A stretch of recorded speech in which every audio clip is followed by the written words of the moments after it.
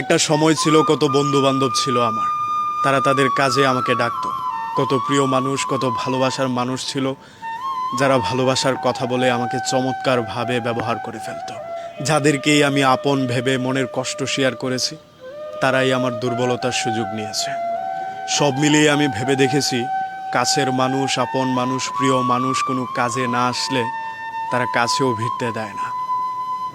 একেবারে মন্দ হয় না একাকিত্ব সেই সব মানুষ থেকে, যারা শুধুমাত্র স্বার্থের জন্য কাছে ভিড়ে। এই কাছে ভিড়া মানুষগুলো আপনার জীবনের ক্ষতি ছাড়া কখনো উপকারটা চাইবেই না।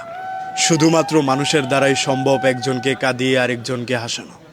দিনের ব্যস্ততা কিংবা রাতের গভীরে আমি যাদের সহযোগিতায় ছুটে গিয়েছিলাম, তাদের রক্তচক্ষু আমাকে মাঝে মধ্যেই অবাক করেছে।